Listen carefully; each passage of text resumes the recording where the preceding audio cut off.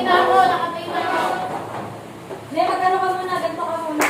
Para alam mo kung ano start. Camera rolling. Rolling. Rolling. Rolling. Isod mo lang. Dito kami ang tutulog. That's camera. Guys, camera. Okay, magandang umaga po sa inyong mga binibini at ginoo. Magandang umaga po, Ginang Baratas. Okay, bago tayo magsimula, maaari bang pakilinis muna ang inyong mga silid-aralan, kulubin ang mga kalat, ihanin ng maayos ang mga upuan. Okay, malinis na. Sino po ang nakatalaga sa panalangin? Okay, sige, binibining Ma'am Yorenia, maaari ka bang manguna sa ating panalangin? Maaari po bang iukuhin ng mga ulo para gawin po natin ang proseso ng Diyos? Sa ngalan ng Ama, ng Anak, ng Espiritu Santo. Lord, sa tanghali po ito, hinihingin po namin ang inyong gabay. Sana po, sa araw po ito, matapos po namin ang mga bagay na kailangan po namin tapusin. At nawa po magtagumpay po ang lahat ng naririto sa loob ng silid-aralan. Yun lamang po ang aming samot dalangin sa pangalan ni Jesus. Amen. Okay, maaari na pong magsiupo ang lahat. Okay, binibining ko si ko, maaari ko bang malaman kung sino ang tala ng liban sa araw na ito? Ang wala po ngayong araw ay si Ginoong Ryan po dahil po po ay mayroong sakit. Okay, pinalulungkot kong sabihin na si Ginoong Ryan ay wala sapagkat siya ay may sakit. No? Dahil si Ginang Jessica ay maunawain, kaya naman naiintindihan ko ang kanyang paglibat sapagkat napaka-importante ng kalusugan sa panahon ngayon. Okay. Bago natin buksan ang panibagong aralin, meron po akong inihandang gawain. Ngayon, makikibasa po ng panuto. Sabay-sabay. Gamit ang larawan ng Christmas ball, sumulat ng mga bagay na nais ninyong matanggap sa araw ng Pasko. Mayroon 3 minuto na nakalaan para sa pagsusulat. Okay, mahuhusay, no? Gamit ang Christmas ball na aking ipamamahagi bawat isa sa inyo, ang gagawin ninyo ay susulat kayo ng mga bagay na gusto ninyong makamit sa araw ng Pasko. Naunawaan ko ba? Opo! Okay. Para sa'yo? Para sa'yo? Para sa'yo, Binibini? Para sa'yo? At para sa'yo. Ngayon, ididikit ko sa pisara ang larawan ng isang Christmas tree. Dito ninyo ididikit ang inyong mga kasagutan.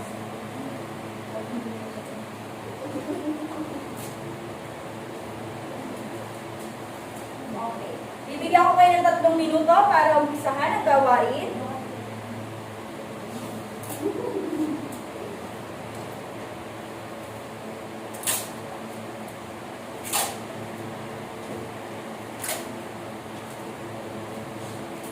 Tapos na po? Opo! Okay, maaari na po idikit sa pisara.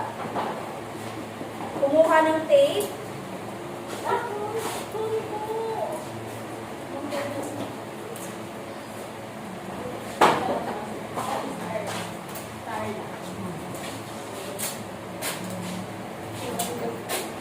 Okay. Kapag natapos na idikit ang inyong mga sinulat sa pisara, pipili ako ng ilang mga mag-aaral na magbabahagi sa unahan. Opo! Okay? Simulan natin kay Binibining Jane. Ang isinulat niyo po dyan ay magkaroon ng sarili kong bahay. Okay. Wala po kami sariling bahay. Okay. No, nais makamtan ni Binibining Jane na magkaroon ng sariling bahay sapagkat wala silang permanent bahay. Natutuwa ako dahil sa edad ng 16 anyos, naisip niya yung mga ganong bagay. No, sumunod, sino maaari magbahagi? Okay, Binibining Ella. Ma'am, ang ilalagay ko po sa Christmas ball ay pera dahil alam naman po natin na ang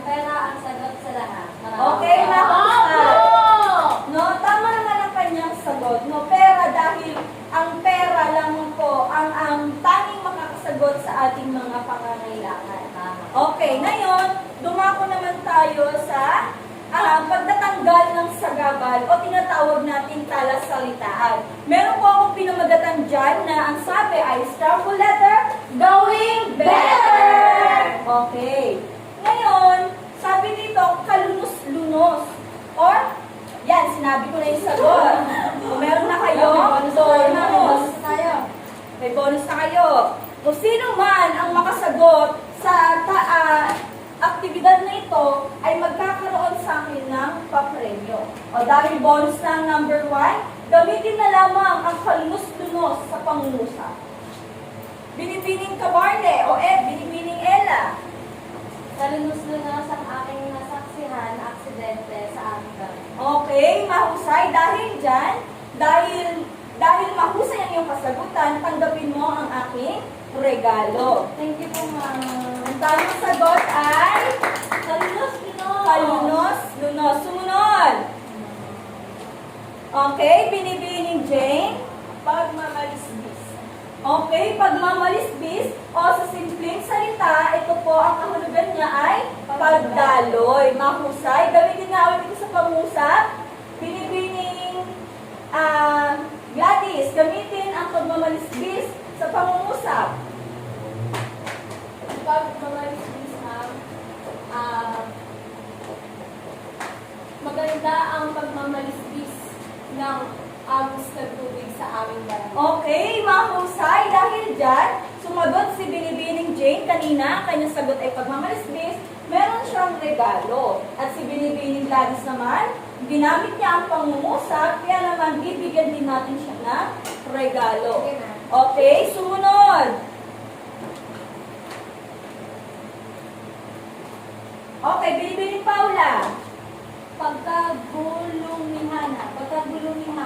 Okay, pagkagulumihanan o sa simpleng salita, ito po ay pagkalito. Gamitin ito sa pangungusap.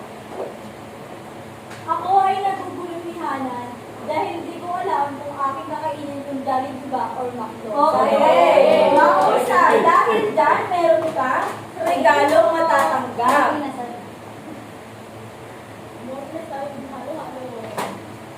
Sumunod. Sumunod. Sino po ang nais sumagot? Binong Kyle. Ipilig ko. Okay, ipili. Gamitin ito sa pangusap. Kailangan ko pipili ang aking katawan upang hindi ako tamarin. Okay, mahusay. Dahil dyan, kuhanin mo ang aking regalong inihanda. Okay, ang ikahuli.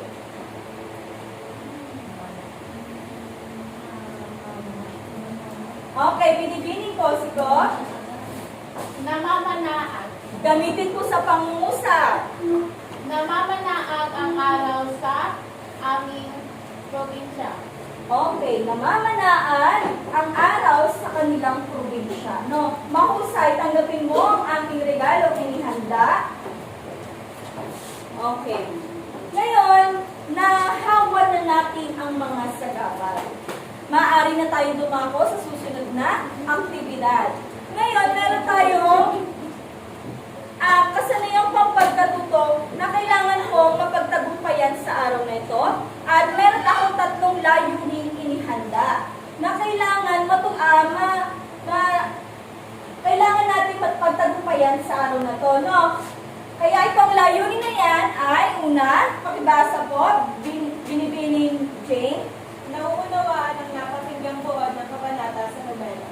Okay, ikalawa, Binibining Ella. Ang ikalawa na iuugnay sa kasalukuyan ang mga pangyayaring napanood sa video clip, ang pangyayari sa panahon ng pagkakasulat ng aklat. Okay, ang ikatlo, Binibining Paula. Na ibibigay ang kahalagahan ng kabanata sa binasang nobela. Okay, mahuhusay, no? Ngayon, dumako tayo sa kabanata 8. Kaya kayo, karamihan sa inyo nagtataka o nagbubulumihanan kung bakit meron akong pakulong regalo at kung bakit may mga Christmas tree kayong hawak. Sapagkat ang ating tatalakayin sa araw na ito ay kabanata 8 sa El Filibusterismo, ang maligayang Pasko. Ang mula ko wala kang Christmas tree. Ibinibigay ni Ginoong Kyle ang kanyang Christmas tree. Yay!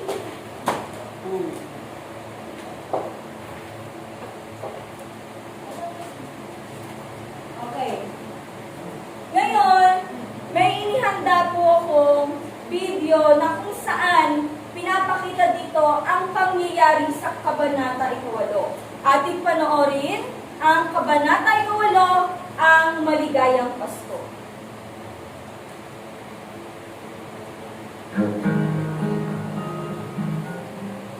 El Filibusterismo, Kabanata 8. Ang pamagat, Maligayang Pasko.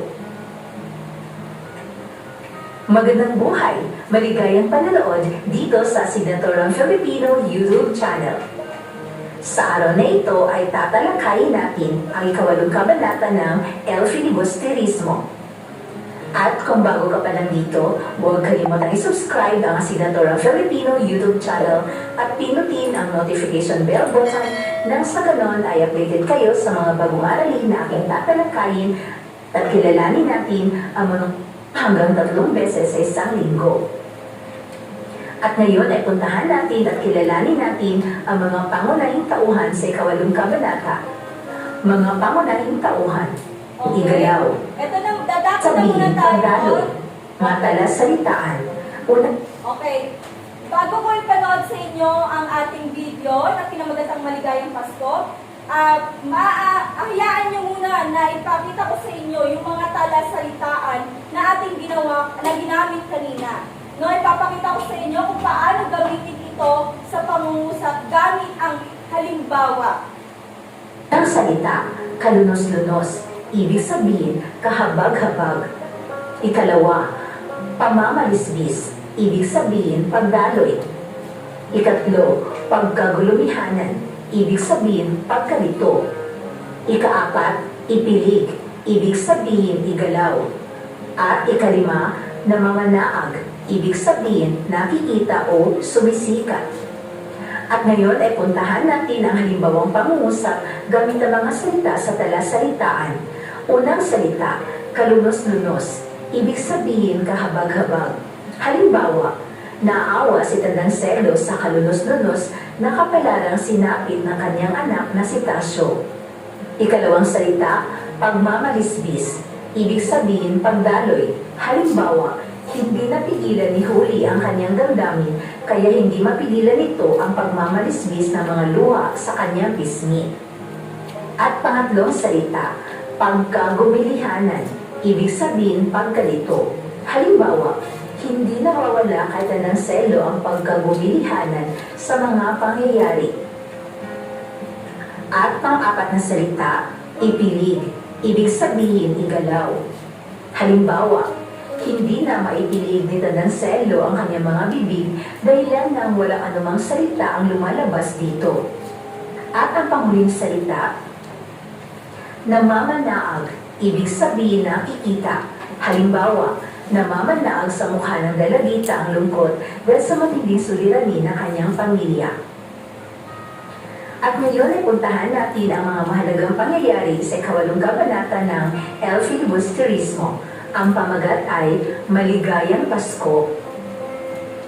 Nagtitilaukan na mga manok na magising si Huli. Namumukto ang kanyang mga mata. Ang unang pumasok sa isip niya ay baka sakaling maghimala at makapagpadala ang Beren ng 250 pisong pantubos sa kanyang ama. Ngunit walang nangyaring himala. Maliwanag na nang lapitan ni Huli ang kanyang ingkong na nakaupo sa isang sulok na matama nagmamasid sa kanya. Kip-kip ang tampipi, nagmano siya sa ingkong na agad naman siyang binindisyonan. Nagpaalam na si Huli upang manilbihan bilang isang katulong. Umalis si Huli na punong-puno na bigat ang dibdib, lalo na nang makita ang Tandang Selo na tumutulo ang luha. Hindi pa man kalayuan, bigla na lang napaupo sa isang muwal na puno sa gilid ng daan habang hindi mapigilang tinatanaw ang kanilang tahanan. Mag-isang naiwan si Tandang Selo sa bahay. Pinanood niya ang mga taong nakabihis na maganda upang magsimba at mamasko. Naisip ni Tandang Selo na para lamang sa mga bata ang Pasko. Ni hindi niya nabati ang apong si Huli ng maligayang Pasko. Nang may mga kamag-anak na dumalaw kay Tandang Selo, nagulumihanan siya nang hindi siya makapabigkas ng isang salita. Walang maibukang pangungusap ang kanyang mga labi, kundi impit na umol lamang. Nagkagulo ang mga pangunahing kamag-anak dahil sa nangyari kay Tandang Selo. Gulilat ang mga babaeng sumigaw ng, "Napipina! Napipina!" Ang wakas ng Kabanata 8 ng El Filibusterismo. Okay. Sino po ang ating magbasa na ating buod? Batay po sa inyong napanood na may video. Naghanda ko dito ng buod upang sa ganon, mas maunawaan po ninyo ang ating talakayan. Makikibasa nga po ang buod, binibining manual niya. Nagpipilaukan na ang mga manok ng magising si Huli. Namumugto ang kanyang mata. Ang unang pumasok sa isip niya ay baka sakaling naghimala at makapagpadala ang berhen ng 250 pisong pantubos sa kanyang ama. Ngunit walang nangyaring himala. Himala. Okay, sumunod, binibining Samson. Lapitan ng kanyang ingkong na nakaupo sa isang sulok na matamang nagmamasid sa kanya.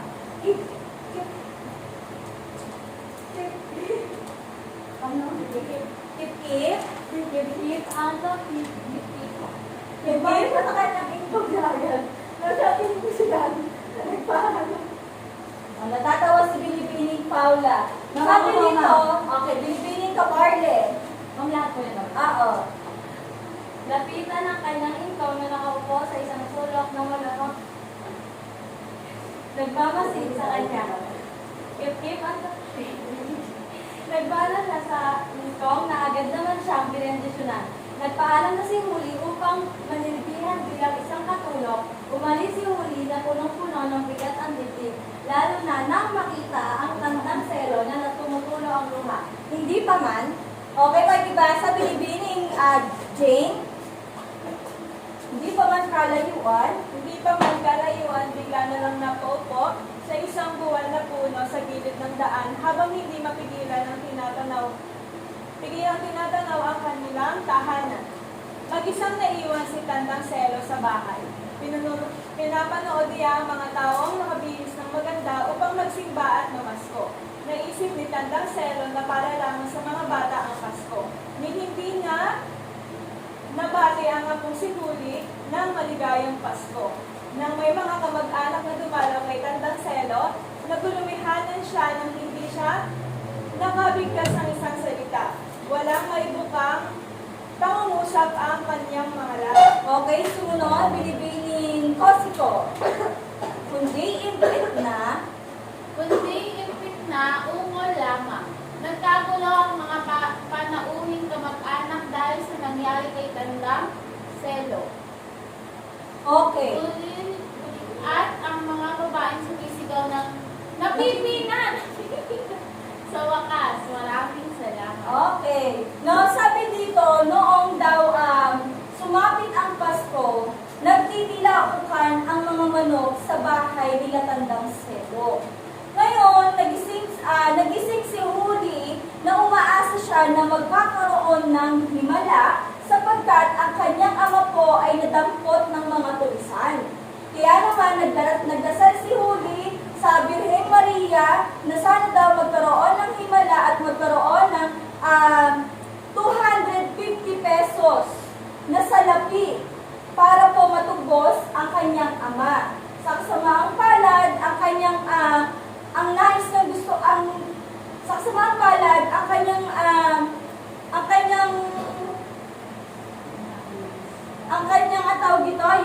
ang kanyang nais na makamit sa buhay o yung nais ng pagkakaroon ng himala ay hindi po natupad.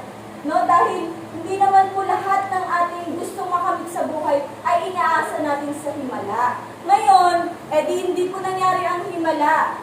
Ngayon, umalis si Huli upang mamasukan sa Maynila. Naghanap po siya ng trabaho doon noong araw ng Pasko. Sabi dito, Maliwanag na nang lapitan ang kanyang ingkong na nakaupo sa isang sulok na matamang nagmamasid sa kanya. Lumapit siya sa kanyang lolo upang magpaalam na siya ay aalis na. Ngunit syempre, mahal ka ng isang lolo mo. Pag sinabing ingkong, yun po ay lolo. Pag lumapit kasi yung ingkong na ikaw ay aalis na, ano magiging reaksyon ng inyong ingkong? Malamang sa malamang, ang inyong pong ingkong ay malungkot. Kaya na lumapit si Huli sa kanyang ingkong, wala pong maibigkas na kahit na anong pangungusap ang kanyang ingkong. Sapagkat sobrang sama ng loob ng kanyang lolo na si Huli ay aalis ng kanilang tahanan, dadako ng Maynila upang mamasukang katulong. No, sa araw ng Pasko, aalis si Huli. Hindi man lang nila maidararaos ang araw ng Kapaskuhan nang magkakasama ang kanilang pamilya. Ngayon, sumunod naman, sabi dito, kalayuan, bigla na lang napaupo sa isang buwal na puno sa gilid ng daan habang hindi pa napipigilang tinatanaw ang kanilang tahanan. Si Huli po ay nakakita ng buwal na puno na kung saan siya ay naupo. Tila nagdadalawang isip kung siya po ba ay tutuloy sa Maynila upang mamasukan bilang isang katulong. Tinatanaw niya ang bahay sa malayo at nalulungkot na iiwanan niya ang kanyang ingkong, gayon na rin yung kanyang ama na hinuli ng mga tulisan. Ngayon, mag-isang naiwan sa tandang selo sa bahay. Araw ng Pasko, naiwan ang matanda. Anong magiging reaksyon ni tandang selo nung maiwan ni Huli? Okay, malungkot sapagkat araw ng Pasko, siya ay iniwan ng kanyang apo, gayon na rin wala ang kanyang anak na dapat magkakasama sila sa araw ng Pasko. Sabi dito, pinanood niya ang mga taong nakabihis ng magaganda. Kasi ganoon naman talaga, di ba, kapag araw ng Kapaskuhan, nakasuot tayo ng bagong pananamit, di kulay na damit.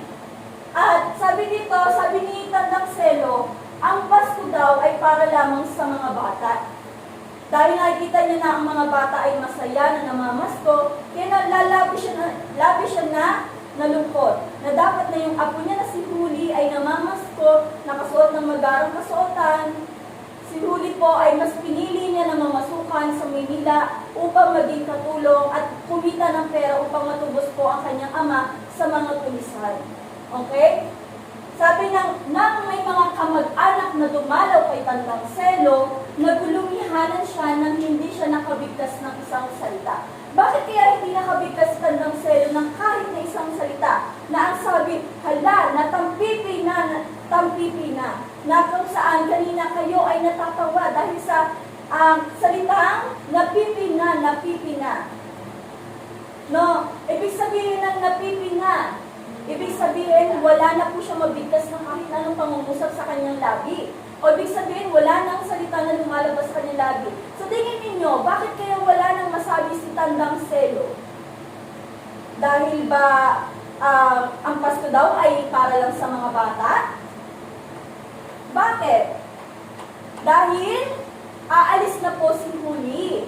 Mamamasukan bilang isang katulong. Nalulungkot si Tandang Selo sapagkat pakiramdam niya, iniwan na siya ng mga mahal niya sa buhay. Okay? Sabi dito, wala may bukang pangungusap ang kanyang mga labi, sapagkat bakas kay Tandang Selo ang kanyang labis na kalungkutan. Ngayon, kung di impit na ungol lamang, di ba kapag tayo, may mga problema tayong pinapasan, halimbawa, kakausapin ako ni Ginoong Lagunday, may problema akong pinapasan, labis ako nalulungkot. Ano lagi natin tinutugon? Di ba parang na yung ungol, hindi yung ungol na ano ay parang yung tugon mo ipit. Kung baga hindi ka makapagsalita, napipina, wika nga dito sa Kabanata 8. Nagkagulo ang mga panauhing kamag-anak dahil sa nangyari kay Tandang Selo. Siyempre, nagulat yung mga kamag-anak, bakit tila si Tandang Selo ay hindi na makapagsalita.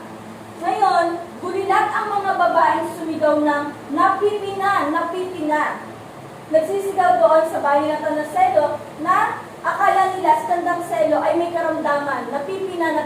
Hindi nila alam na si Tandang Selo ay kaya hindi makapagsalita ay sa labis na kalungkutang kanya nararamdaman sa paglisan ni Huli. Ngayon, kilalanin natin ang mga tauhan sa El Filibusterismo.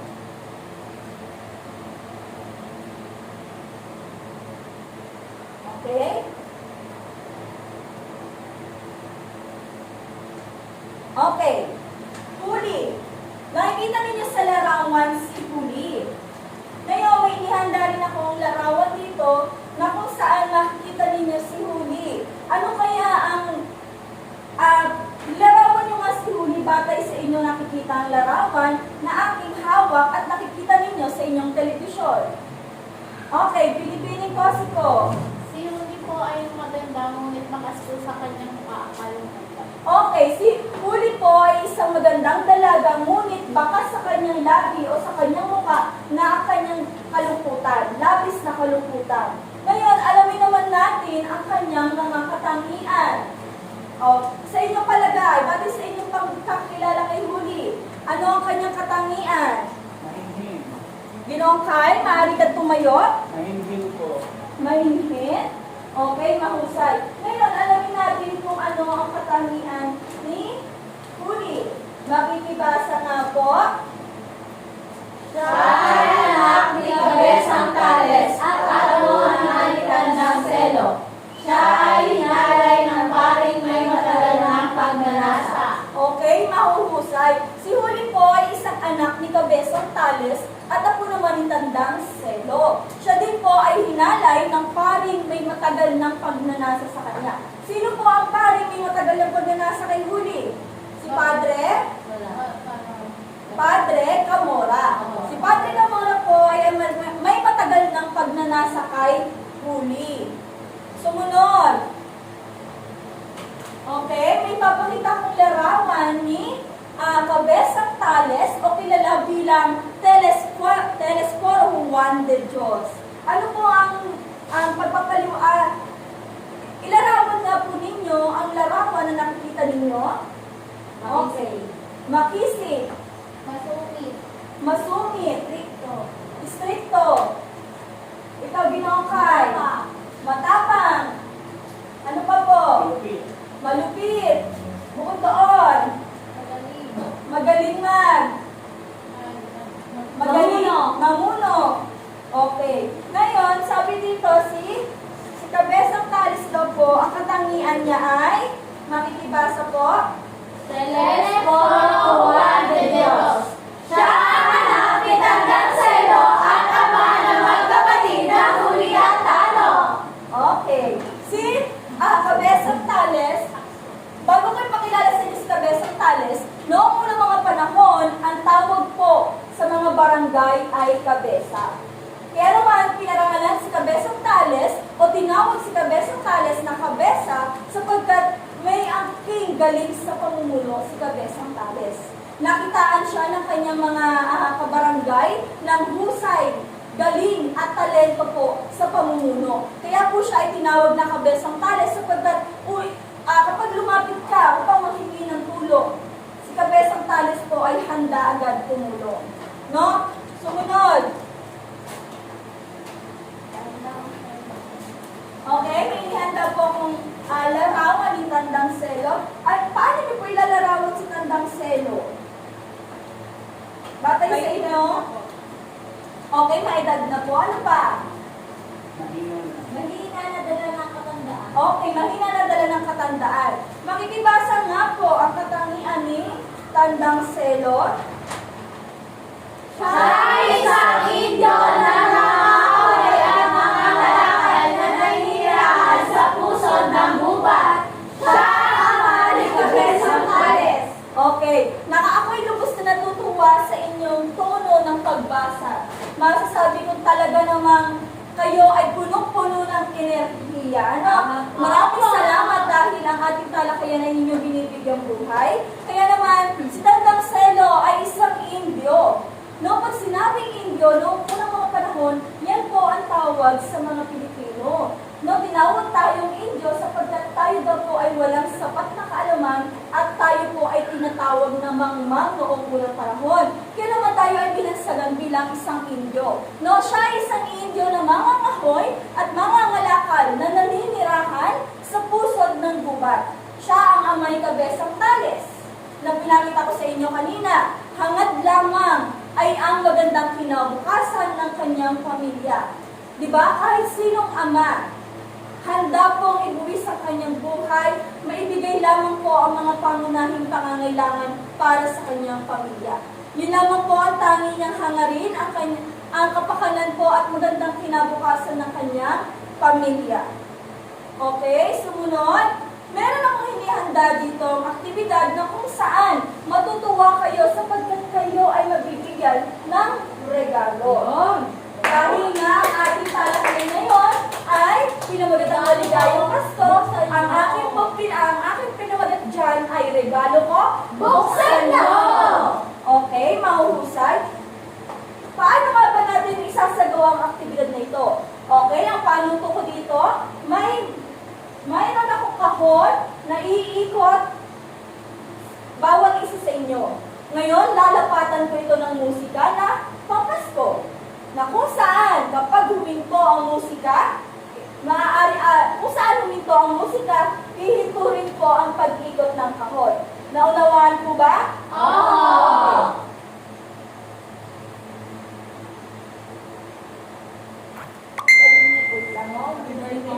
Happy birthday, Ma. Salamat! Maliit na bagay. Ito lang.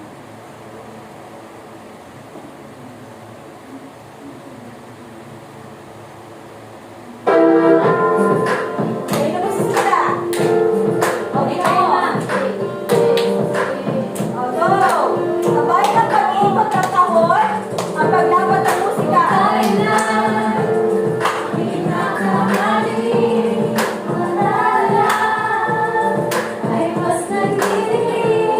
Merry Christmas!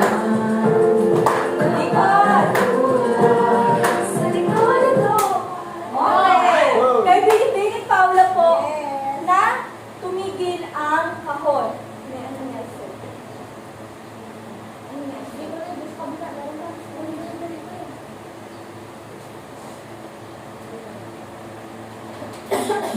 Okay, buksan po ang katanungan at sagutin ito. Ano ang sinisimbolo ng Pasko? Okay, ano ang sinisimbolo ng Pasko sa iyo, Binibining Paula? Para po sa akin, ang sinisimbolo ng Pasko ay ang masayang pamilya. Hindi lang pagdating sa mga regalo o sa mga pagdating sa pagbibigay ng pera, kundi masaya ang pamilya at magandang kalusugan. Okay, mahusay. Ang sinisimbolo daw ng Pasko para kay Binibining Paula ay ang pagbibigayan, gayon na rin po ang pagsasama-sama ng kanyang pamilya. Dahil sa ganon, ang Pasko po ay nagiging masaya. Dahil ang hangarin lamang po ng ating Panginoong Yesus ay maging masaya po sa sa araw ng kanyang kapanganakan. Okay?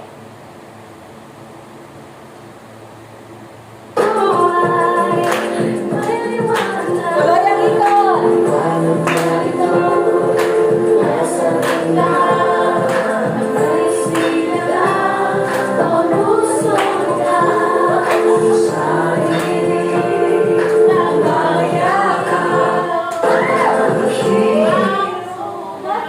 Okay, Binibining Javier, bumunot po ng iyong maaaring sorpresa o katanungan ng iyong pabunot. At ang makakabunot po ay magkakaroon ng papremyo. Okay, dahil si Binibining Javier ay napakaswerte sa araw na ito, ang kanyang pong nabunot ay larawan ng candy na kung saan siya ay bibigyan ko ng regalo. Walang katanungan, pero may regalo. No?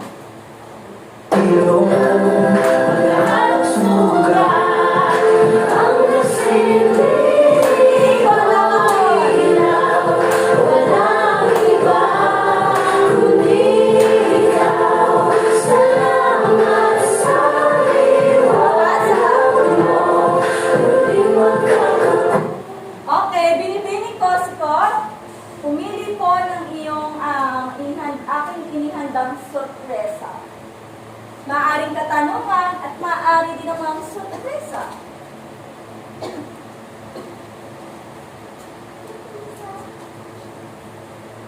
Hello. Okay, dahil sa binibining ko, si ko ay pinalad sa pagkakataong ito, ang nakuha po niya ay larawan ng candy, na kung saan tanggapin mo ang isang balot ng candy.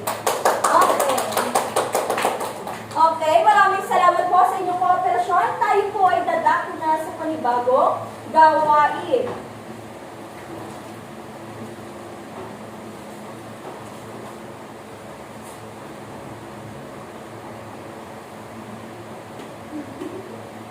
Okay, habang naghihintay po ng aking ipe-present na PowerPoint.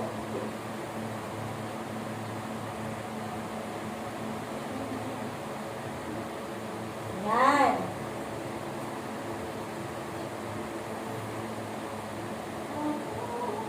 Okay. Sa ngayon, grade 10, tayo po ay magkakaroon ng pangkatang gawain. Hahatiin o papangkatin ko kayo sa 3. Ngayon, dahil 6 lamang kayo, ang mangyayari ay pairs by pair. Okay? Kayo po ang pangkat 1, pangkat 2, at pangkat 3. Ngayon, sabi dito, yan, bago tayo dumako sa bago tayo dumako sa ating pangkatang gawain, meron po akong inihandang pamantayan sa ating aktibidad. No, sabi dito, nilalaman, meron tayong 10 puntos. Kausayan sa paglalakad, 5 puntos. Pagkamalikhain, 5 puntos. Kabuang puntos, 20 puntos. Ngayon, may ibibigay ako sa inyong kartolina na kung saan dito nyo isusulat ang inyong gawain. Para sa pangkat 1, para sa pangkat 2, at para sa pangkat 3. Okay, sa pangkat 1, panuto, magkakaroon ng malalim na pangunawa sa salitang bibigyan kahulugan. Narito, salitang Pasko, bigyan ng kahulugan ang bawat letra nito. Sumunod naman, tiyakin na magkaugnay ang kahulugan ng bawat letra na bibigyan ng bagong kalaman o impormasyon.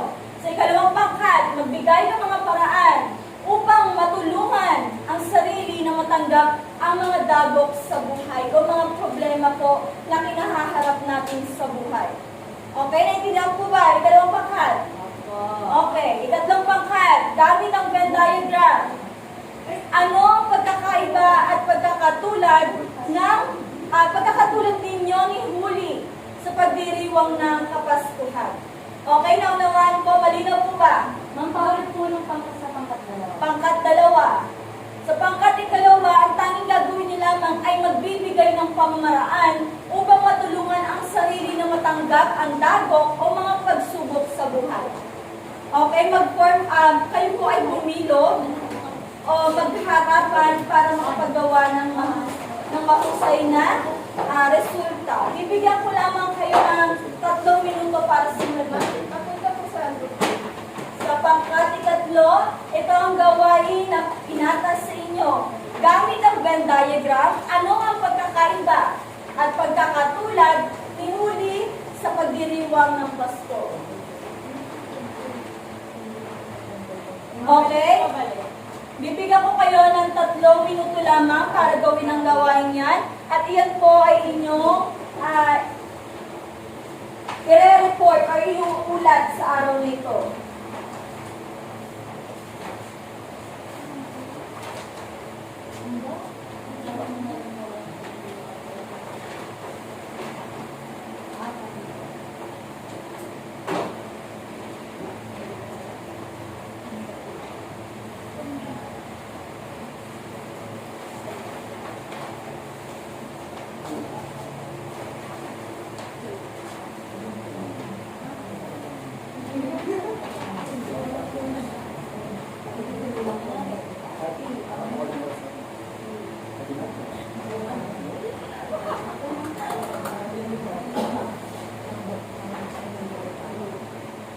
Okay, ibabalik ko po ang ating PowerPoint presentation sa pamantayan upang malaman ninyo kung paano po ito bibigyan ng marka. Meron na lamang po kayo 2 minuto.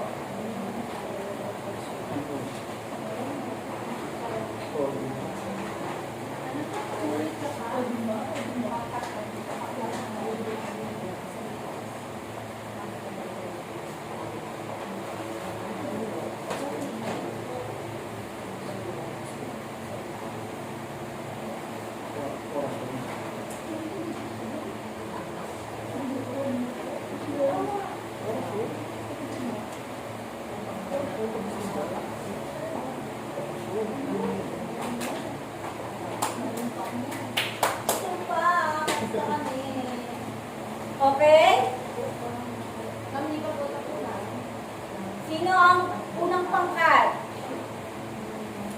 O, di mo nga, Paula. Okay. Huli, 30 segundo. Plus points.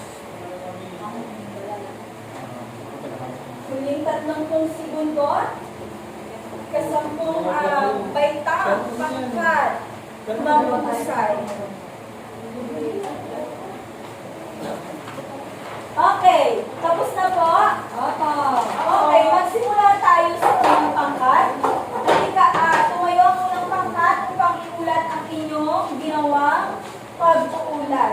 Ang inyo po ay paano? Bibigyan ng pagpapakulutan. Okay. Bibigyan ng pagpapakulutan ang pasko. Magandang umaga, mga binibili at noon. Narito po ang gawa ng ikaunang pangkat. Pasko.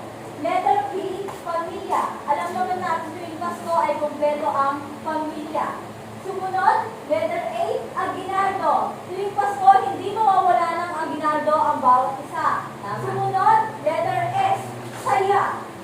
Tuwing Pasko, lahat ng tao ay nagkakasiyahan, bawat pamilya ay masaya. Sumunod, letter K, kainan. No? Bawat pamilya sa isang kapagkainan ay ang masayang pamilya ay nagkakainan. Sunod, letter O, okasyon. Alam naman natin ang Pasko ay isang okasyon. Yun lamang po. Okay, okay, manatili po sa unahan. Okay, manatili po sa unahan upang bigyan po ng inyong grado ang inyong ginawa. Batay sa pamantayan, nilalaman, bibigyan ko yan ng 8 points sapagkat nakapansin naman natin sa pagbuo ng kanilang pagpapakahulugan nakapalong po dito ang tunay na kahulugan ng Kapaskuhan. Okay, kahusayan sa paglalahad, 5 puntos. Mahusay na mga inilahat, ibinibiling Paula ang kanyang gawain o kanilang ginawa. Pagkamalikhain, dahil may smiling face naman kahit papaano, bibigyan ko ito ng 3 puntos. Kaya naman sa kabuuan ay ilan? 8, tapos 5, 13, 16, points ay 16. Okay, mahusay. Bigyan ng mahusay lang. 1, 2, 3, 1, 2, 3, mahusay. Sumunod, ang ikalawang pangkat. Magandang umaga po, Inang Baratas. Narito po ang pangkat 2 para mag-ulat ang paraan upang matulungan ang aming sarili na matanggap ang mga dagok o pagsubok ay humingi ng tulong sa itaas. Alam naman natin na tuwing Kapaskuhan, ito ay kapanganakan ng ating mahal na Panginoon. Ay humingi ng tulong sa itaas upang maharap ito ng may buong tapang at lakas ng loob. Iyon lamang po at maraming salamat. Okay, maraming salamat. Upang bigyan po ng katumbas na puntos o puntos ang ikalawang pangkat, atin po itong bibigyan ng grado. No? Sa nilalaman, sabi dyan, ang paraan upang matulungan ang aming sarili na matanggap ang mga dagok o pagsubok sa buhay ay humingi ng tulong sa itaas. Mahusay, sapagkat ang tanging nasa taas lamang po ang makakapagbigay o makakapagsulba ng ating mga problema sa buhay, at ang isa pang tanging paraan dyan, hindi tayo bibigyan ng nasa itaas o ng ating Panginoon ng pagsubok sa buhay kung hindi po natin kaya itong harapin o magpagtagumpayan. Bigyan ng mahusay lang. 1, 2, 3, 1, 2, 3, mahusay! Sumunod ang ikatlong pangkat. Napaka-artistic po naman. Magandang hapon po, Inang Baratas at mga kamag-aral. Ito po ang inihanda namin pag-uulat ngayong araw. Ang napunta po sa amin ay Venn diagram kung saan ikukumpara po namin ang aming sarili kay Huli at hahanapan din po namin ang magkakatulad ang aming sarili kay Okay. Si Huli po, sa pagkakaiba, nagdiriwang po siya ng Pasko na malungkot at hindi buo sapagkat siya po ay nasa gitna ng isang mabigat na problema. Samantalang kami naman po, pag kami po ay nagdiriwang ng Pasko, masaya at buo ang pamilya. Ang pagkakatulad naman po namin, Wala, natatawa sila. Christian mo. Ang pagkakatulad Ang namin pagkakatulad. kay Huli,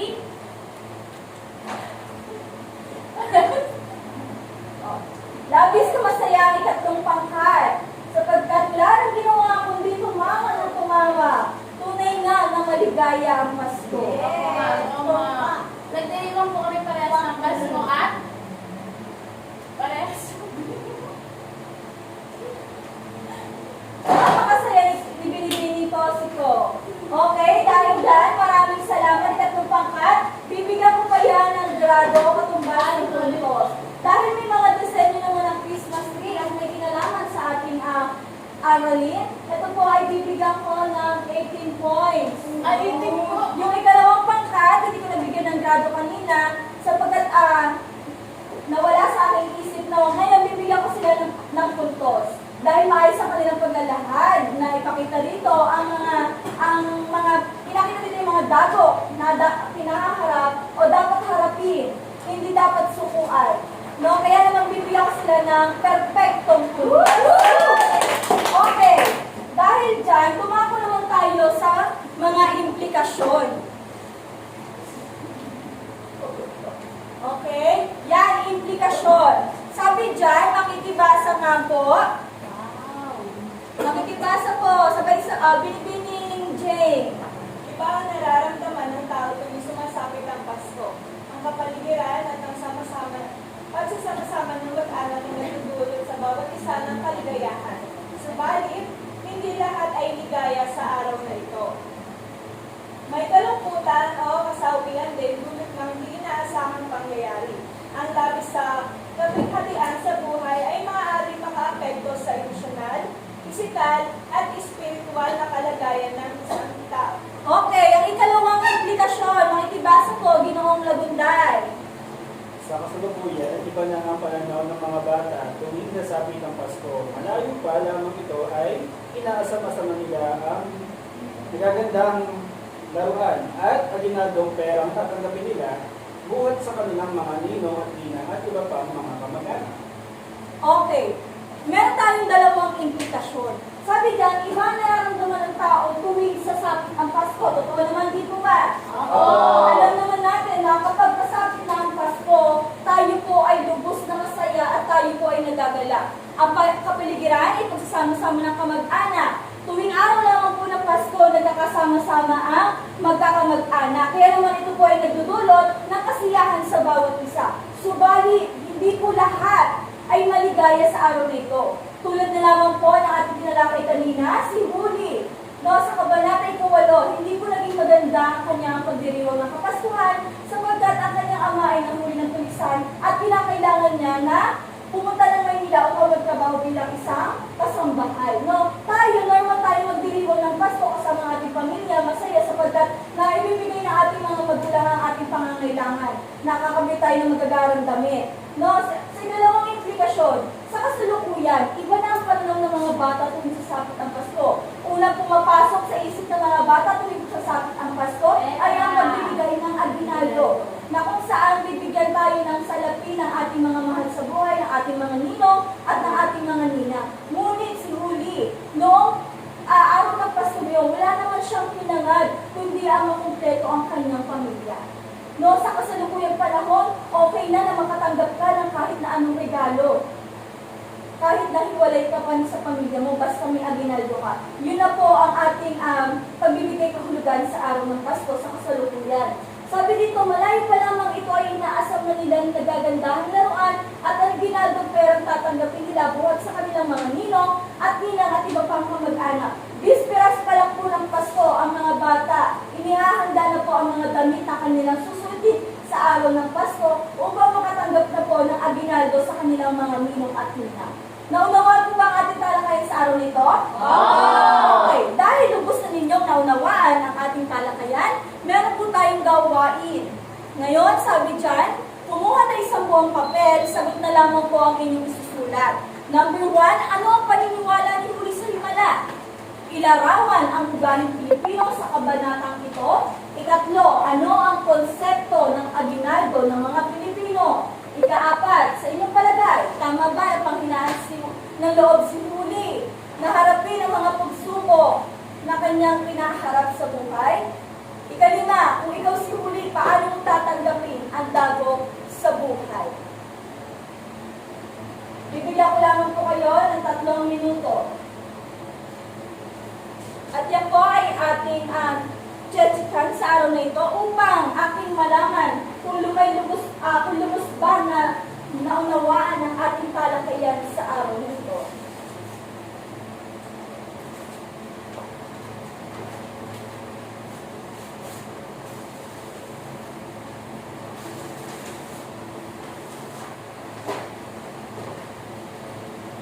Okay, 1 minuto na lamang po.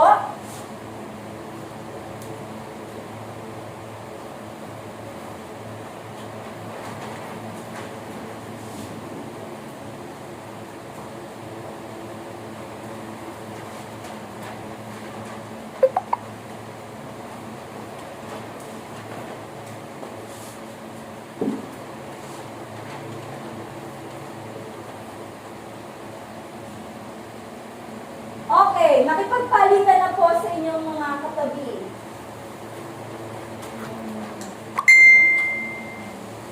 Okay, number 1. Sino po ang maaaring sumagot? Ano ang paniniwala ni Luis sa Himala? Kabarle. Ang paniniwala niya po ay totoo ang isang himala. Okay, totoo ang isang Himala. Chikan po kung nabanggit ni, kung ang sagot ay nabanggit ni Binibining Paula. Sabi dyan, naniwala si Huli sa Himala, kaya iniasa niya na lamang ang mga pagsubok o suliranin sa Himala na malulutasan ang kanyang pagsubok dahil lang sa isang Himala. Okay, number 2, ilarawan ang ugali Pilipino sa kabanatang ito. Okay, Binibining Jane. Naniniwala po sila sa mga pamahiin. Okay, at dahil ang konsepto ng mga Pilipino o paniniwala ng mga Pilipino ay ang paniniwala po sa pamahiin. Katulad na lamang ni Huli, siya po ay naniwala sa isang Himala na magkakaroon ng ng 250 pesos ang kanyang tampipi. Pag sinabing tampipi, yun po ay wallet. No? Tsakan po kung tama po ang sagot. Ikatlo, ano ang konsepto ng ikaapat? Ikatlo, ano ang konsepto ng aginaldo ng mga Pilipino? Binibining Cosico. Sinabi pong aginaldo, tungkol po ito sa regalo o pera. Okay, mahusay. Pag sinabing aginaldo, ito po ay tumutukoy sa salapi o regalo po na bigay ng inyong mga ninong at ninang. Okay? Ikaapat, sa inyong palagay, tama ba na panghinaan ng loob si Huli na parang bumagsak ang langit at lupa sa kanyang buhay? Ipaliwanag. Okay, Binibining Gladys. Ma'am, para po sa akin ay hindi po. Dahil ako naniniwala siya sa Himala. Yung Himala po yun po yung magiging dahilan niya para po manatiling matibay. Okay, mahusay. Ikalimang bilang. Kung ikaw si Huli o kung kayo si Huli, paano mo tatanggapin ang dagok na dumating sa buhay? Binibining Cosico. Hindi po ako panghihinaan ng loob, bagpas ay gagawin ko po itong motivasyon upang ma-resolve po ang problema na mayroon ako. Okay, mahusay. Sino po ang nakakuha ng 5 puntos itaas ang kamay? 1, 2, 3, 4, 5, 6. Okay, mahusay. Ikaapat na bilang. Ikatlong puntos, 2. Okay, mahusay. Binabatid ko na ang inyong kahusayan sa aralin ating tinalakay ay aking pong tiyak na kinasasaya ng aking puso sapagkat naipamalas ninyo ang inyong acting at galing sa ating talakayan. Dahil ngayon, karamihan sa inyo ay nakakuha ng perfectong puntos, ibig sabihin na lubos na ninyong naunawaan ang ating aralin. May tanong po ba? Wala po! Wala? Lubos po ba naunawaan ang aralin? Okay, bigyan niyo po ako ng thumbs up kung lubos ninyong naunawaan ang ating aralin. Ano nga po itong aralin natin? Maligayang Pasko! Maligayang Pasko. Dito po nagtatapos ang ating talakayin. Maraming salamat po. Paalam na sa inyo. Grade 10 mahusay. Paalam!